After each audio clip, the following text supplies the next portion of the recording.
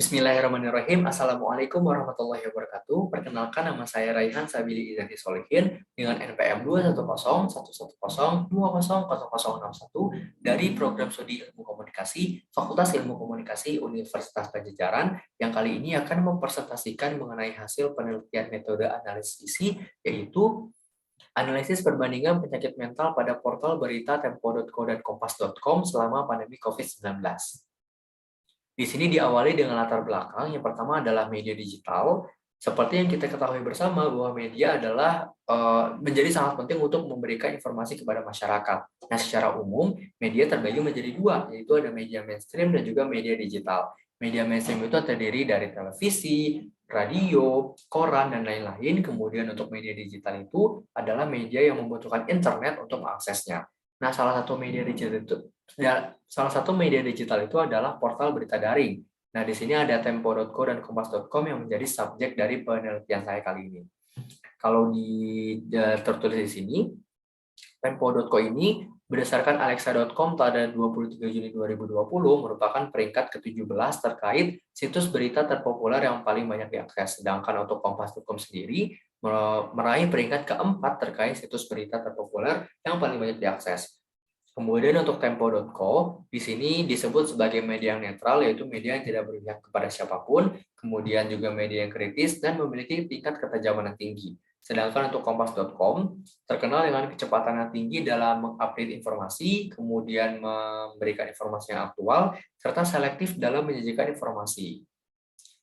Masih di latar belakang, di sini ada penyakit mental. Nah, penyakit mental itu di sini adalah individu dengan kesehatan mental yang baik adalah individu yang tidak memiliki segala macam penyakit mental atau gangguan jiwa. Pada tahun 2017, sebanyak 27,3 juta masyarakat mengalami penyakit mental berdasarkan survei Global Health Data Exchange yang menjadikan Indonesia menjadi negara terbesar di Asia Tenggara terkait masyarakat yang mengalami penyakit mental. Selanjutnya adalah pandemi COVID-19. Kebijakan pemerintah seperti menjaga jarak, isolasi mandiri, dan karantina dispekulasi memiliki pengaruh terhadap aktivitas rutin masyarakat. Kebijakan-kebijakan tersebut menjadi faktor terbesar yang dapat meningkatkan rasa ketakutan, frustrasi, kecemasan, depresi, serta perilaku melukai diri sendiri hingga bunuh diri. Nah, di sini ada latar belakang terakhir, yaitu mengenai penggambaran penyakit mental. Penelitian kuantitatif menunjukkan bahwa media dapat memberikan dampak negatif mengenai perilaku masyarakat terhadap individu yang memiliki penyakit mental. Akan tetapi, ada juga nih media yang memberikan penggambaran positif terhadap penyakit mental. Hal tersebut dapat terlihat dari 4 hal nih. Yang pertama adalah bagaimana media memberikan gambaran mengenai karakteristik individu dengan penyakit mental. Kemudian yang kedua adalah gambaran penyebab penyakit mental. Kemudian yang ketiga adalah gambaran solusi terhadap penyakit mental. Dan yang keempat adalah tone of artikel pemberitaan penyakit mental. Nah, di sini ada kerangka teoretis. Di sini saya menggunakan teori framing. Framing itu sendiri adalah penonjolan suatu aspek dari sebuah teks yang disampaikan oleh media kepada masyarakat. Jika dilihat dari perspektif jurnalis media, framing dilakukan dengan langsung memfokuskan ke suatu topik yang paling penting karena adanya keterbatasan waktu dan ruang.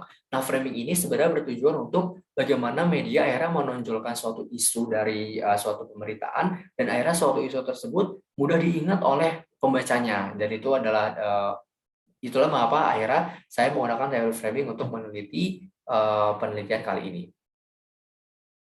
Selanjutnya adalah tujuan penelitian. Di sini saya ingin mengetahui bagaimana perbedaan penggambaran penyakit mental. Nah, ini penggambaran penyakit mental yang sudah disebutkan tadi ada 4 hal, yaitu dari karakteristik, penyebab, solusi, hingga tone of article pada portal berita daring tempo.co dan kompas.com selama masa PSBB di Jakarta.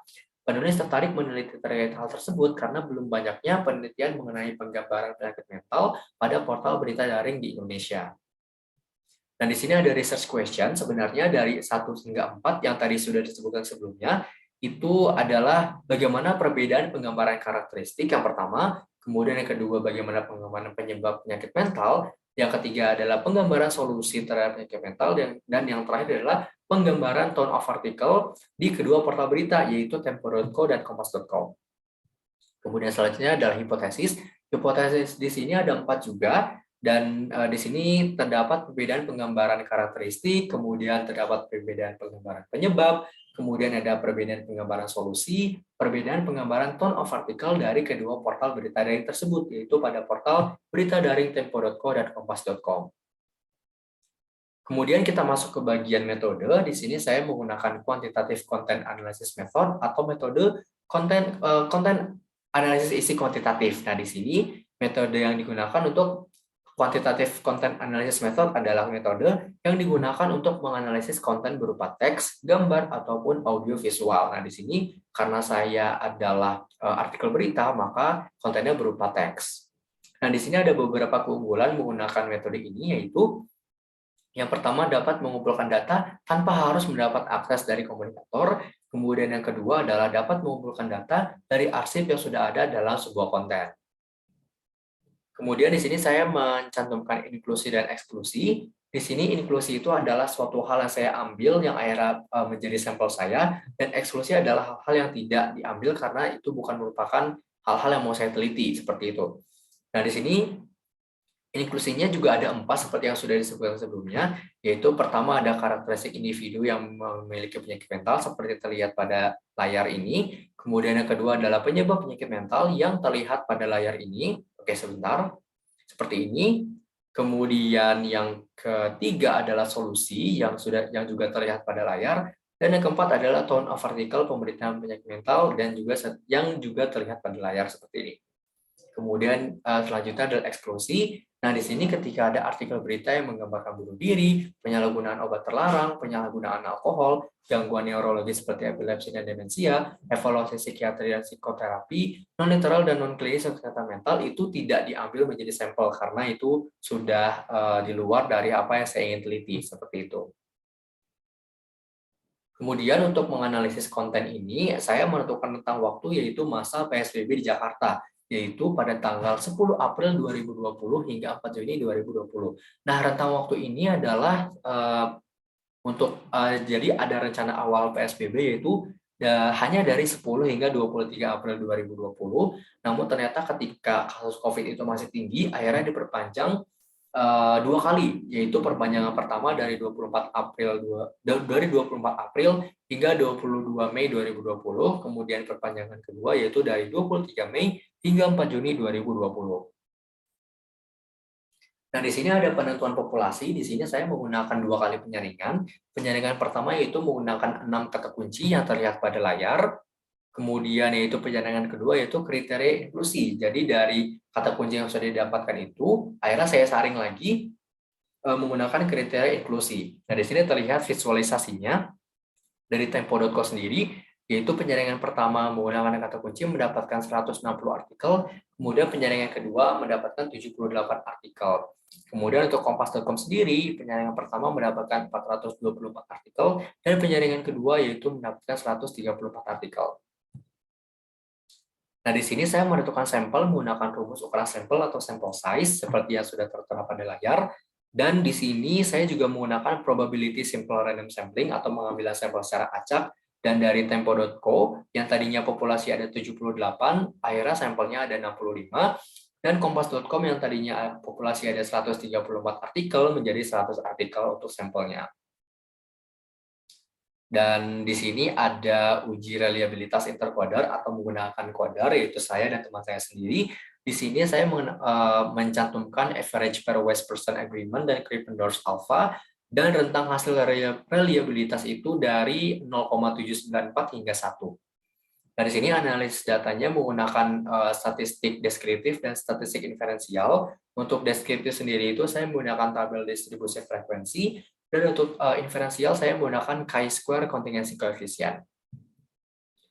Nah, di sini adalah sudah masuk ke hasil dan diskusi, dan ketika tadi saya mempunyai 4 RQ dan juga 4 hipotesis, maka di sini hasil dan diskusi juga ada 4 subbab sendiri. Yang pertama, subbab pertama yaitu penggambaran karakteristik individu dengan penyakit mental. Nah, di sini pada tabel pertama terlihat yaitu frekuensi dari karakteristik itu sendiri, terlihat bahwa ternyata dari tempo.co dan kompas.com itu sangat sedikit menggambarkan atau memunculkan karakteristik dari penyakit mental itu sendiri. Yang paling banyaknya saja untuk tempo itu hanya di berbahaya bagi diri sendiri, yaitu hanya 4,6% dari total sampel, sedangkan untuk kompas.com sendiri itu hanya sebesar 18% dari total sampel itu sendiri.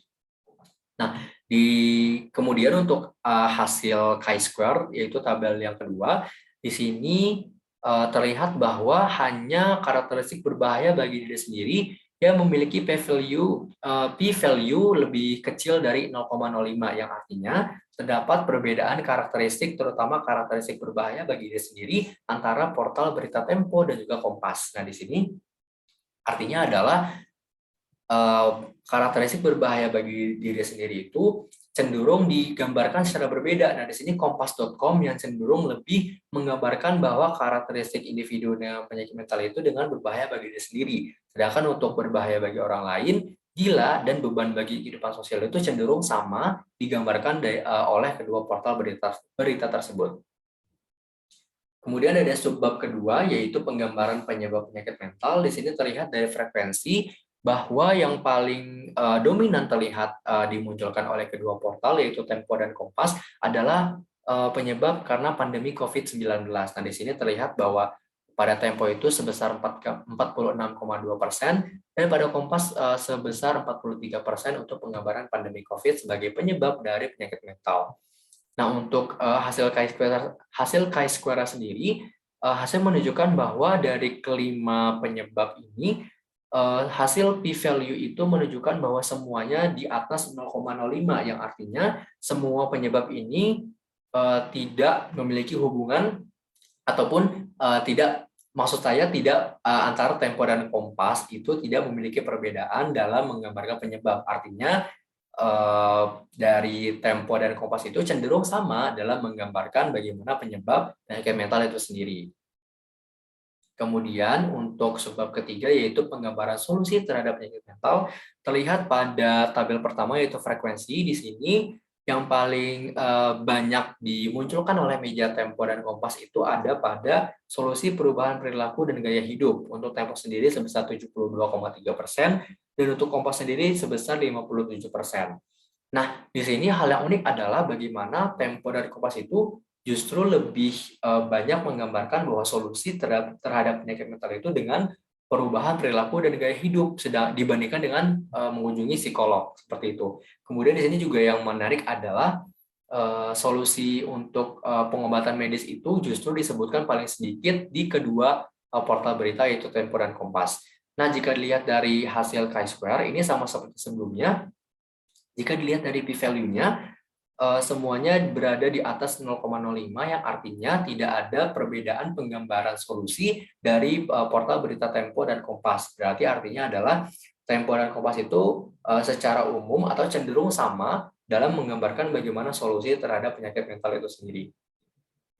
Kemudian selanjutnya, yaitu sebab keempat, adalah penggambaran tone of artikel pemberitaan penyakit mental.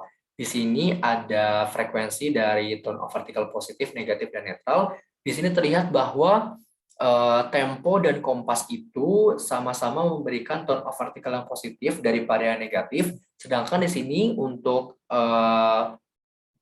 Kompas sendiri, dia menggambarkan positif yang lebih banyak dibandingkan dengan Tempo, walaupun perbedaannya tidak terlalu signifikan, yaitu 37 dan juga 34. Tetapi di sini juga Tempo menggambarkan tone of artikel negatif yang lebih sedikit dibandingkan dengan Kompas dengan perbedaan yang cukup signifikan. Dan jika dilihat dari hasil chi-square, ini ternyata juga p-value menunjukkan bahwa nilainya di atas 0,05, yang artinya dari tone of article ini juga tidak memiliki perbedaan bagaimana Tempo dan Kompas menggambarkan atau memunculkan tone of artikelnya. Artinya adalah Tempo dan Kompas ini cenderung sama dalam menggambarkan tone of article, baik itu yang positif, negatif, maupun netral. Nah, di sini sudah masuk ke dalam kesimpulan dan saran. Untuk pertama ada kesimpulan. Kesimpulan di sini juga ada 4, karena tadi juga hasilnya juga ada 4. Di sini yang pertama mengenai karakteristik individu dengan penyakit mental. Portal berita daring Tempo.co dan Kompas.com sangat sedikit memunculkan karakteristik individu dengan penyakit mental. Kompas.com cenderung lebih banyak menggambarkan karakteristik individu dengan penyakit mental sebagai berbahaya bagi diri sendiri, karena di sini juga variabel yang memiliki perbedaan yang signifikan. Nah, Tempo.co dan Kompas.com Tempo dan Kompas cenderung sama dalam menggambarkan karakteristik individu dengan penyakit mental sebagai 3 karakteristik lainnya, yaitu berbahaya bagi orang lain, gila, dan beban bagi kehidupan sosial. Nah, yang kedua adalah penyebab penyakit mental. Di sini portal berita daring Tempo.co dan Kompas.com paling dominan memunculkan pandemi COVID-19 sebagai penyebab penyakit mental. Tempo.co dan Kompas.com cenderung sama dalam menggambarkan penyebab penyakit mental karena hasilnya semua ada di atas 0,05 untuk p-value-nya. Kemudian kesimpulan selanjutnya yang ketiga adalah solusi terhadap penyakit mental. Di sini portal berita daring Tempo.co dan Kompas.com paling banyak memunculkan perubahan perilaku dan gaya hidup dibandingkan dengan psikolog sebagai solusi terhadap penyakit mental. Nah, di sini juga medis menjadi solusi paling sedikit dimunculkan oleh kedua portal tersebut. Dan di sini Tempo.co dan Kompas.com cenderung sama dalam menggambarkan solusi terhadap penyakit mental karena juga sama p-value-nya berada atau memiliki nilai di atas 0,05. Kemudian yang terakhir adalah tone of artikel pemberitaan penyakit mental. Di sini portal berita daring Tempo.co dan Kompas.co memunculkan tone of artikel positif yang lebih banyak dibandingkan dengan tone of artikel negatif. Nah, Kompas.co memunculkan tone of artikel positif lebih banyak dibandingkan dengan Tempo.co, tetapi Tempo.co memunculkan tone of artikel negatif lebih sedikit dibandingkan dengan Kompas.com. Nah, di sini Tempo.co dan Kompas.com cenderung sama dalam menggambarkan tone of artikel pemberitaan penyakit mental baik itu positif, negatif, maupun netral. Seperti yang sudah terlihat tadi sebelumnya, bahwa nilai p-value lebih besar dari 0,05. Nah, di sini ada saran, yaitu agar hasil yang didapatkan tidak didominasi dengan hasil yang tidak signifikan, penelitian selanjutnya dapat membandingkan dua portal berita yang memang memiliki perbedaan yang signifikan. Seperti contohnya, misalkan kita membandingkan portal berita satu itu yang terpopuler di Indonesia, yang satu lagi yang tidak terlalu populer, sehingga nanti mungkin akan terlihat perbedaan yang signifikan. Kemudian yang kedua, agar sampel dapat mewakili lebih banyak penggambaran penyakit mental, penelitian selanjutnya bisa memperluas jangka waktu pengambilan artikel. Jadi kalau di penelitian kali ini hanya dengan jangka waktu yang sedikit, nanti untuk penelitian selanjutnya bisa dengan jangka waktu yang lebih lama, seperti itu.